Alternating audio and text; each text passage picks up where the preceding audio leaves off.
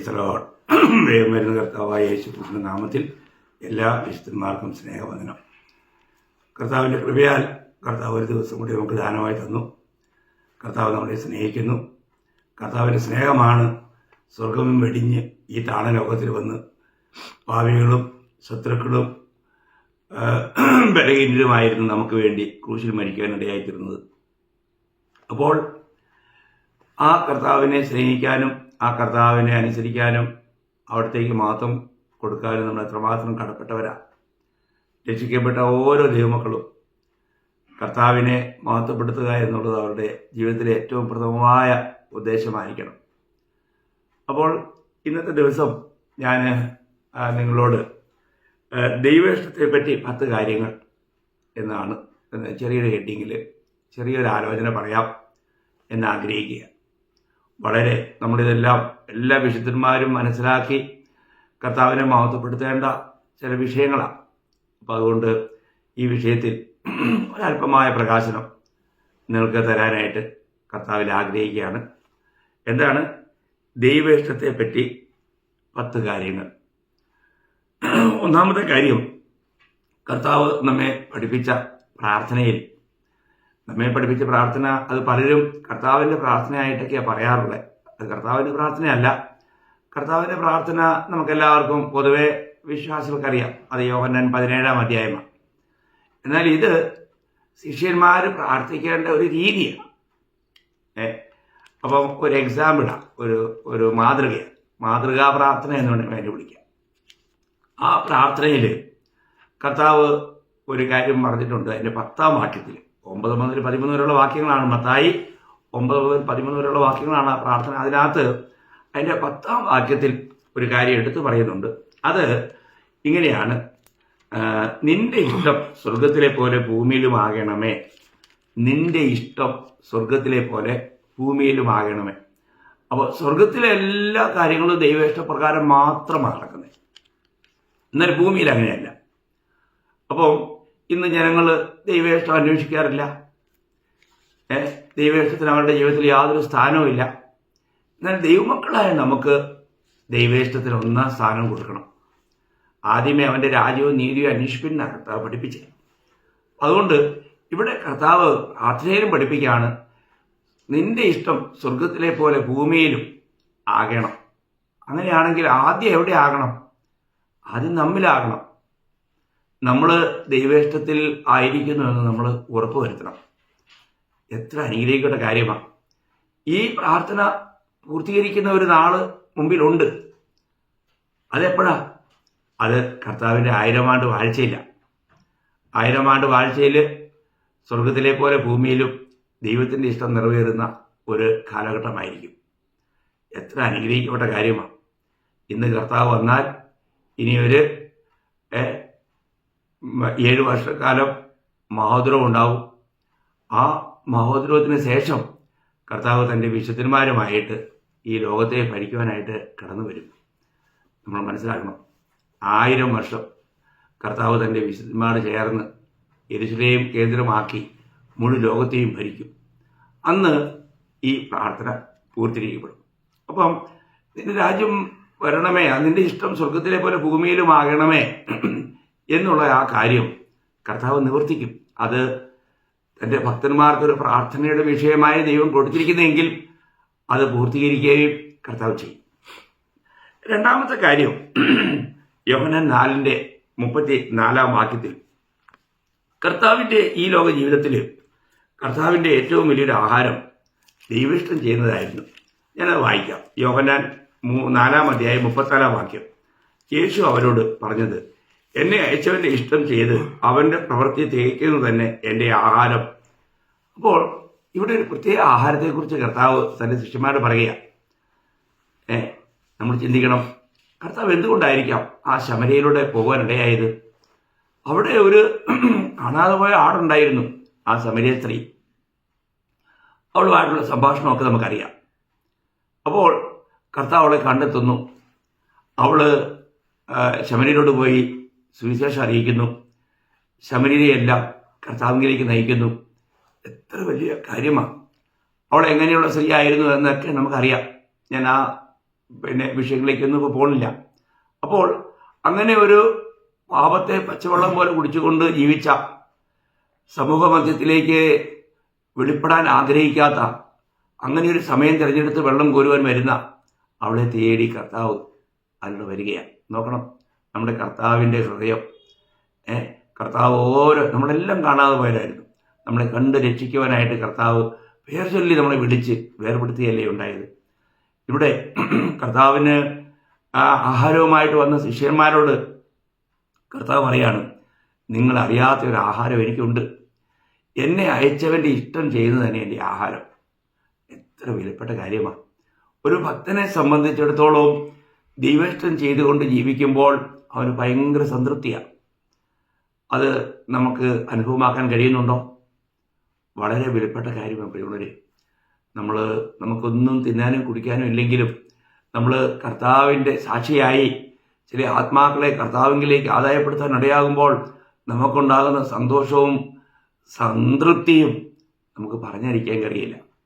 അപ്പം ഈ നിലയിലുള്ള ആഹാരം അത് ദൈവേഷ്ടമാണ്. നമ്മൾ ദൈവേഷ്ടപ്രകാരം നമ്മളെ നമ്മൾ പിതാവ് പുത്രനെ അയച്ചതുപോലെ പുത്രൻ നമ്മളെ അയച്ചിരിക്കുന്നു എന്നാ യോഹന്നാൻ 17:18 20:21 നമ്മൾ വായിക്കുന്നത്. എന്നെ പിതാവ് അയച്ചതുപോലെ ഞാൻ നിങ്ങളെ ലോകത്തിലേക്ക് അയച്ചിരിക്കുന്നു. അപ്പോൾ നമുക്ക് നമ്മുടെ ജീവിതത്തിൻ്റെ ഏറ്റവും വലിയ ലക്ഷ്യം ഈ കർത്താവിൻ്റെ ഇഷ്ടം ചെയ്യുക, അങ്ങനെയുള്ള ആഹാരം ഭക്ഷിക്കുക എന്നുള്ളതായിരിക്കണം. എത്ര വിലപ്പെട്ട കാര്യമാണ്. മൂന്നാമത്തെ കാര്യം നമ്മൾ യോഹന്നാൻ തന്നെ 5:30 വാക്യത്തിൽ കർത്താവ് പറയുന്ന ഒരു കാര്യമാണ്. എനിക്ക് സ്വതവേ ഒന്നും ചെയ്യാൻ കഴിയുന്നതല്ല, ഞാൻ കേൾക്കുന്നത് പോലെ ന്യായം വിധിക്കുന്നു. എൻ്റെ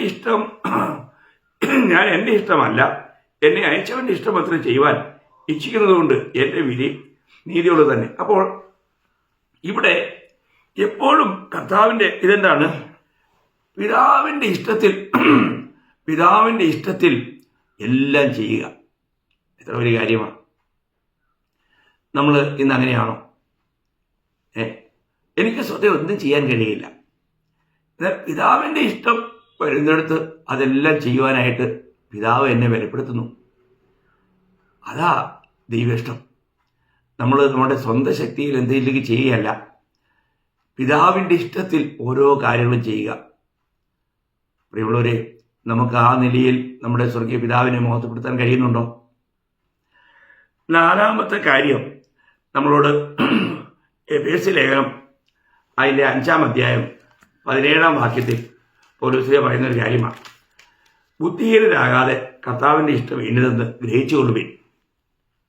അപ്പം ദൈവേഷ്ടത്തെ പറ്റിയുള്ള 10 കാര്യങ്ങളിൽ 4-ാമത്തെ കാര്യം നമ്മൾ എന്താണ്? ദൈവേഷ്ടം ഗ്രഹിക്കണം. നമ്മളെക്കുറിച്ചെല്ലാം ദൈവത്തിനൊരു ഇഷ്ടമുണ്ട്, ദൈവത്തിനൊരു ഹിതമുണ്ട്, ഒരു പദ്ധതിയുണ്ട്. അത് നമ്മൾ തിരിച്ചറിയണം. എന്നിട്ട് നമ്മളത് ചെയ്യണം.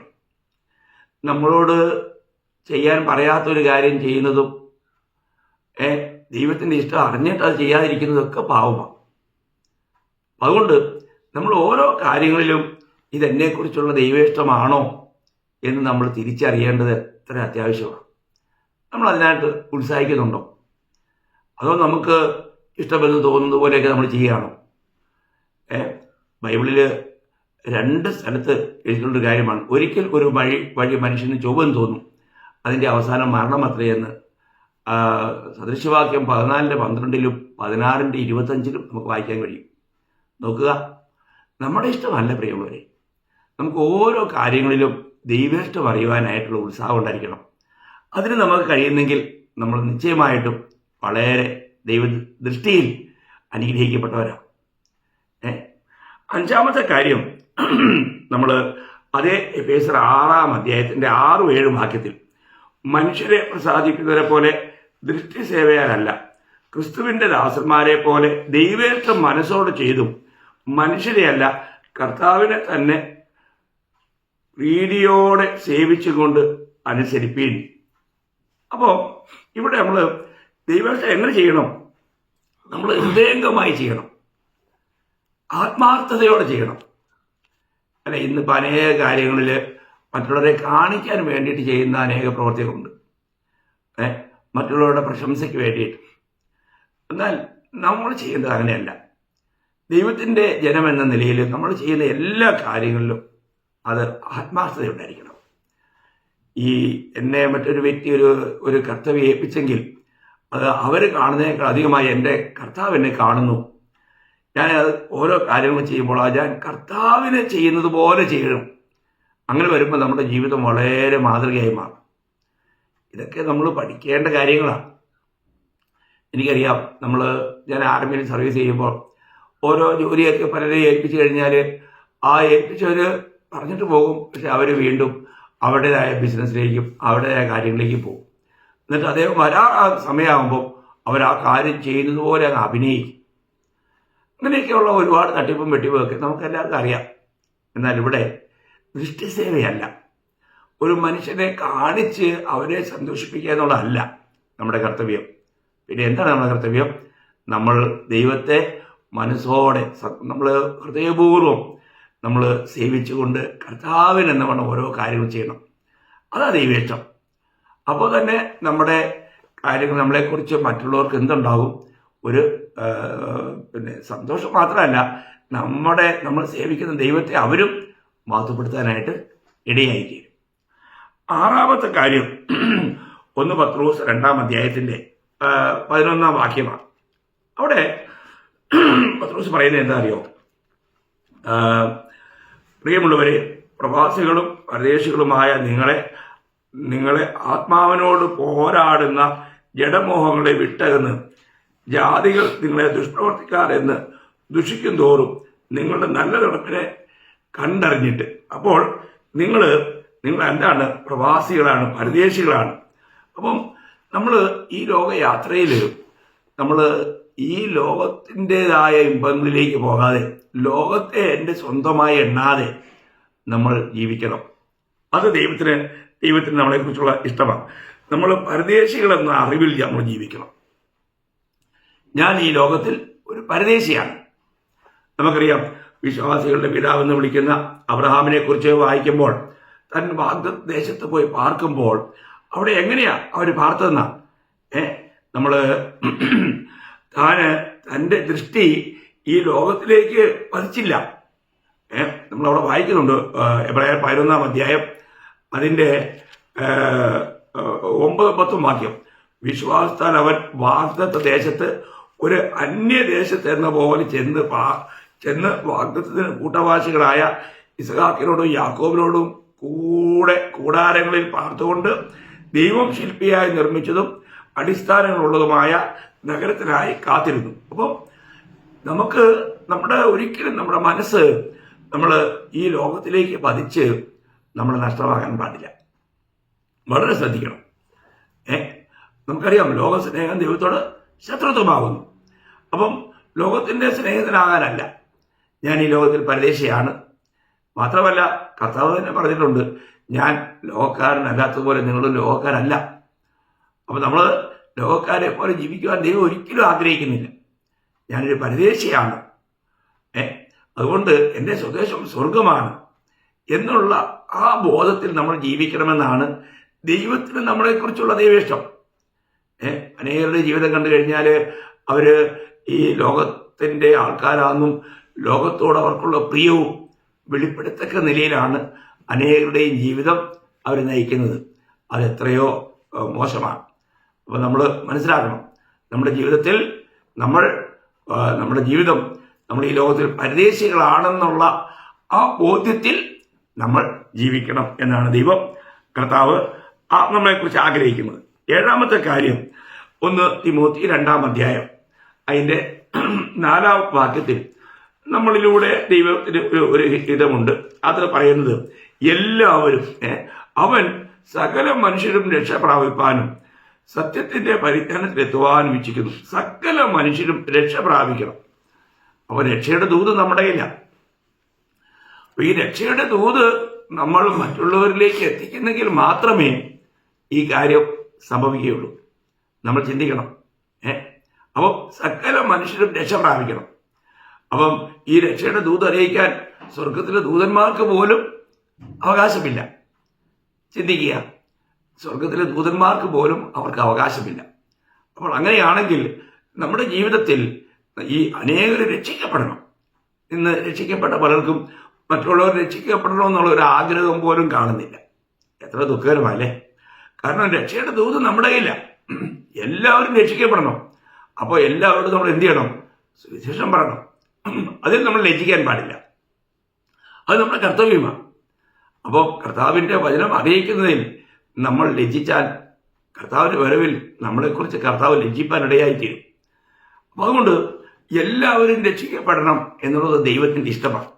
അത് എങ്ങനെയാണ് ഈ ലോകത്തിൽ നിവർത്തിക്കപ്പെടുക? അത് രക്ഷയുടെ ദൂത് പ്രാപിച്ചവർ ഈ രക്ഷകരെ മറ്റുള്ളവരിലേക്ക് പകരണം. നമുക്കിന്ന് ആ കാര്യത്തിൽ ഉത്സാഹമുണ്ടോ? ആരും നശിച്ചു പോകരുത്.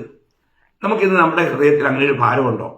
മറ്റുള്ളവരും രക്ഷിക്കപ്പെട്ട് ദൈവരായത്തിൽ വരണം, കർത്താവിൻ്റെ സന്നിധിയിൽ കടന്നു വരണം എന്ന് നമ്മൾ ആഗ്രഹിക്കുന്നുണ്ടോ ദൈവമക്കളെ? ഇത് അങ്ങനെയുള്ള ഒരു അങ്ങനെ ഒരു മനസ്സാണ് ദൈവം വാസ്തവത്തിൽ നമുക്ക് തന്നിരിക്കുന്നത്. എന്നാൽ നമ്മുടെ അനുഭവം എങ്ങനെയുണ്ട്? എല്ലാവരും രക്ഷിക്കപ്പെടാൻ തക്കവണ്ണം പ്രവർത്തിക്കുവാനായിട്ട് നമുക്ക് കഴിയുന്നുണ്ടോ? ആ നിലയിൽ ഈ കർത്താവിനെ മഹത്വപ്പെടുത്താൻ നമുക്ക് കഴിയുന്നുണ്ടോ? അത് നമ്മൾ ശ്രദ്ധിക്കണം. 8ാമത്തെ കാര്യം, ഈ ലോകത്തോട് റോമാലേഖനം 12-ാം അധ്യായം അതിൻ്റെ 2-ാം വാക്യം. റോമാലേഖനം 12:2. ഈ ലോകത്തിന് അനുരൂപരാകാതെ നന്മയും പ്രസാദവും പൂർണ്ണതയുമുള്ള ദൈവഹിതം ഇന്നതെന്ന് തിരിച്ചറിയേണ്ടതും മനസ്സ് പുതുക്കി രൂപാന്തരപ്പെടുവിൻ. അപ്പം ഇവിടെ ദൈവം നമ്മളെക്കുറിച്ച് ആഗ്രഹിക്കുന്നത് നമ്മൾ ഈ ലോകത്തിന് അനുരൂപരാകാൻ പാടില്ല. ഇന്ന് അനേകരും ഈ ലോകത്തോട് അനുരൂപരായി തീർന്നുകൊണ്ടിരിക്കുന്ന ഒരു കാലഘട്ടം. എന്നാൽ നാം ഈ ലോകത്തോട് അനുരൂപരാകരുത്. ചിന്തിക്കുക. ഞാൻ പറഞ്ഞല്ലോ, നമ്മൾ ലൗകികന്മാരാകാൻ പാടില്ല. നമ്മൾ ആത്മീയരായിരിക്കണം. ലൗകികന്മാർ ഈ ലോകത്തിൻ്റെതായ ചിന്തകളാണ് അവരെ ഭരിക്കുന്നത്. എന്നാൽ നമ്മളെക്കുറിച്ച് ദൈവം ആഗ്രഹിക്കുന്നത് നമ്മൾ ക്രിസ്തുവിനോടുകൂടെ ഉയർപ്പിക്കപ്പെട്ടവരാ. അങ്ങനെയാണെങ്കിൽ നമ്മൾ ഉയരത്തിലുള്ളത് അന്വേഷിക്കുന്നവരായിരിക്കണം. നമ്മൾ കർത്താവിനോട് അനുരൂപപ്പെടണം. പിതാവിൻ്റെ ആഗ്രഹം നാം എല്ലാവരും പുത്രനെ പോലെ ആയിത്തീരണം എന്നുള്ളതാണ്. അതുകൊണ്ട് അതിനു വേണ്ടിയിട്ടുള്ള ഉത്സാഹം നമ്മളിലുണ്ടായിരിക്കണം. നമ്മൾ ലോകത്തോട് അനുരൂപരാകുകയല്ല, നമ്മൾ കർത്താവായ യേശുക്രിസ്തുവിനോട് ഒരു ദിവസവും അനുരൂപരാകണം. നമ്മൾ 2 കൊരിന്ത്യർ 3:18 വായിക്കുന്നുണ്ട്. നമ്മൾ അല്പാൽപമായിട്ട് അവൻ്റെ രൂപത്തോട് നമ്മൾ എന്ത് ചെയ്യുന്നു? അനുരൂപപ്പെടുന്നു. ഞാൻ ആ വാക്യോടെ ഒന്ന് വായിക്കാം. 3:18 കടത്ത 3:18. എല്ലാവരും ആത്മാവാകുന്ന കർത്താവിൻ്റെ ദാനമായി തേജസ്സിന്മേൽ തേജസ് പ്രാപിച്ച് അതേ പ്രതിമയായി രൂപാന്തരപ്പെടുന്നു. അപ്പം ഓരോ ദിവസവും നമ്മൾ കർത്താവിൻ്റെ രൂപത്തോട് അനുരൂപപ്പെടുന്നു. ലോകത്തോടല്ല, കർത്താവിനോട്. അപ്പോൾ കർത്താവിനോട് നമുക്ക് എത്രമാത്രം അനുരൂപപ്പെടുവാനായിട്ട് കഴിയുന്നുണ്ട് എന്ന് വെച്ചാൽ കർത്താവിൻ്റെ ദിവ്യ സ്വഭാവത്തിൽ പങ്കുള്ളവരായി നമുക്ക് വളരുവാൻ കഴിയുന്നു. അതാ നമ്മൾ ഗലാത്യർ 4:19 വായിക്കുന്നുണ്ടല്ലോ, അവൻ്റെ രൂപം നിങ്ങൾ പ്രാപിക്കുകയുള്ളൂ. അവൻ്റെ രൂപം എന്ന് പറഞ്ഞിരിക്കുന്നത് കർത്താവിൻ്റെ ദിവ്യ സ്വഭാവത്തെയാണ്. ആ സ്വഭാവം നമ്മൾ പ്രാപിക്കുകയുള്ളൂ എന്നാണ് ദൈവത്തിൻ്റെ വചനം അവിടെ നമുക്ക് കാണാൻ കഴിയുന്നത്. ഇനി 9ാമത്തെ കാര്യം, പിന്നെ നമ്മൾ കർത്താവിനോട് പ്രാർത്ഥിച്ച് കാര്യങ്ങൾ പ്രാപിക്കണം എന്ന് ദൈവത്തിന് ആഗ്രഹമുണ്ട്. എന്നാൽ പലപ്പോഴും നമ്മുടെ പ്രാർത്ഥന ദൈവസന്നിധിയിലേക്ക് എത്തുന്നില്ല. അതാണ് നമ്മുടെ ഒരു പരാജയ കാരണം. അതിന് കാരണം എന്താണെന്ന് ചോദിച്ചാൽ, ഒന്ന്, നമ്മൾ ദൈവഹിതത്തിൽ പ്രാർത്ഥിക്കുന്നില്ല. മറ്റൊന്ന്, കർത്താവിൻ്റെ വചനം നമ്മളിൽ ഇല്ല. കർത്താവ് തന്നെ പറഞ്ഞിരിക്കുന്ന ഒരു വലിയ വാഗ്ദത്ത വചനം യോഹന്നാൻ 15:7 വളരെ ശ്രദ്ധേയമായ ഒരു വാക്യമാണ്. നിങ്ങൾ എന്നിലും എൻ്റെ വചനം നിങ്ങളിലും വസിച്ചാൽ നിങ്ങൾ ഇച്ഛിക്കുന്നത് എന്തെങ്കിലും അപേക്ഷിപ്പിൻ, അത് നിങ്ങൾക്ക് കിട്ടും. കണ്ടോ? നിങ്ങൾക്ക് എന്തപേക്ഷിച്ചാലും കിട്ടും. എപ്പോഴാ?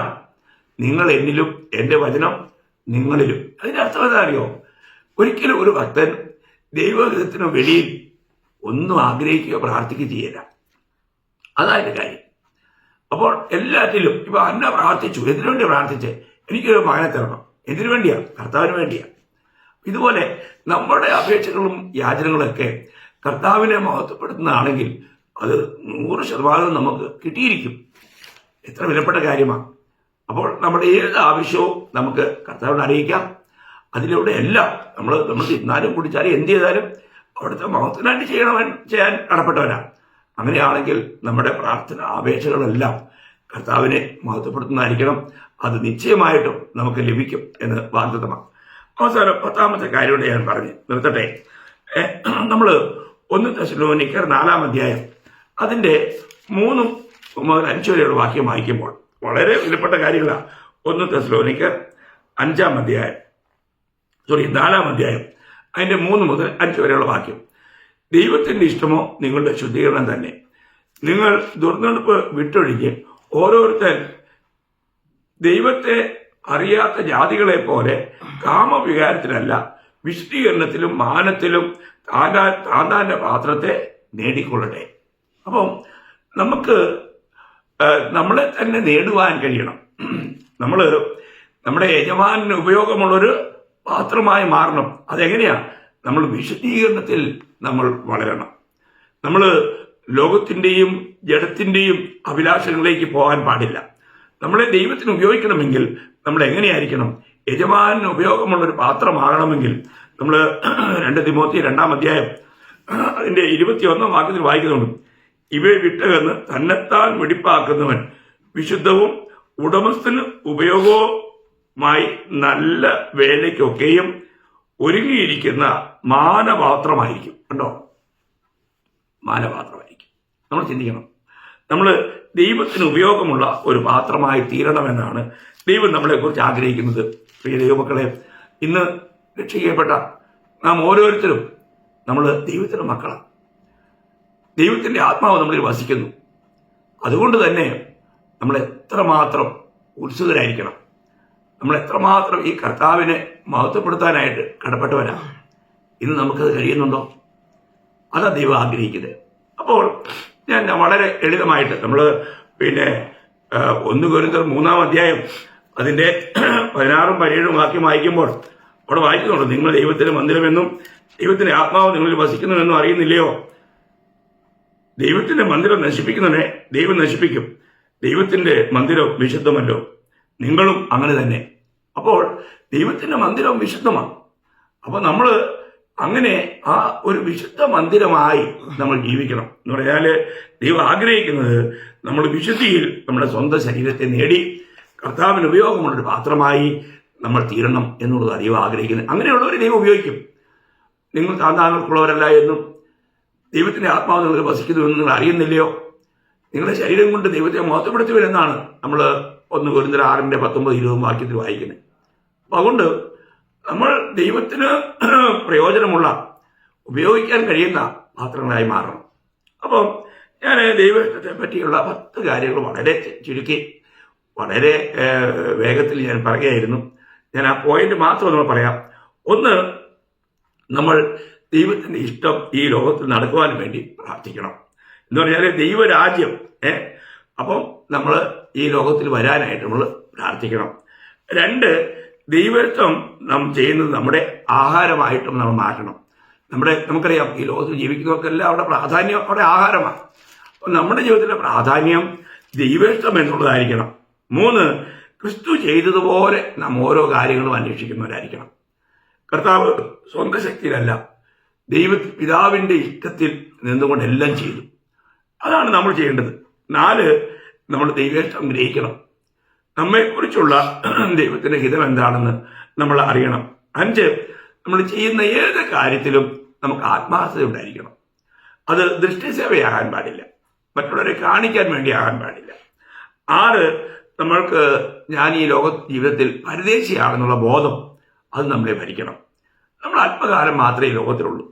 അതുകൊണ്ട് ഞാൻ എൻ്റെ നിത്യഭവനത്തിലേക്ക്, എൻ്റെ സ്വർഗീയ പിതാവിൻ്റെ അടുക്കിലേക്ക് ഞാൻ പോകും.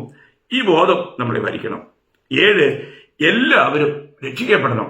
ഞാൻ രക്ഷിക്കപ്പെട്ടെങ്കിൽ മറ്റുള്ള എൻ്റെ പ്രിയപ്പെട്ടവർ, അയൽവാസികൾ, ദേശവാസികൾ എല്ലാവരും രക്ഷിക്കപ്പെടണം. അവരെക്കുറിച്ചുള്ള ഒരു വലിയ ഭാരം, ആ ആത്മാക്കളെ നേടുവാനുള്ള വലിയൊരു ഭാരം നമ്മളെ ഭരിക്കണം.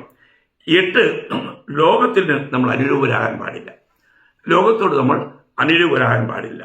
9, നമ്മൾ എന്ത് യാചിച്ചാലും ദൈവം നമ്മളുടെ അപേക്ഷ കേൾക്കും. കാരണം നമ്മൾ കർത്താവിലും കർത്താവിന്റെ വചനം നമ്മളിലുമുണ്ട്. നമുക്ക് എന്തോ അപേക്ഷിക്കാം. അതിനുള്ള ഒരു പ്രാഗൽഭ്യം നമ്മളുള്ളവരായിത്തീരണം.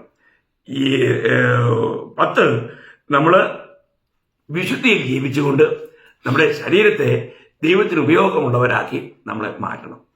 എത്ര വിലപ്പെട്ട കാര്യങ്ങളാണ്, എത്ര ശ്രേഷ്ഠമായ കാര്യങ്ങളാണ്. നമ്മളതെല്ലാം നമ്മുടെ പ്രായോഗിക ജീവിതത്തിൽ കൊണ്ടുവരുവാൻ നമ്മൾ ആഗ്രഹിക്കുകയും അങ്ങനെ ആ നിലയിൽ പ്രവർത്തിക്കുകയും ചെയ്യണം. കർത്താവ് ഈ വചനങ്ങളെ നിങ്ങളെ ധാരാളമായി നിരീക്ഷിക്കട്ടെ. കർത്താവിന് മഹത്വം ഉണ്ടാകട്ടെ. ആമേൻ.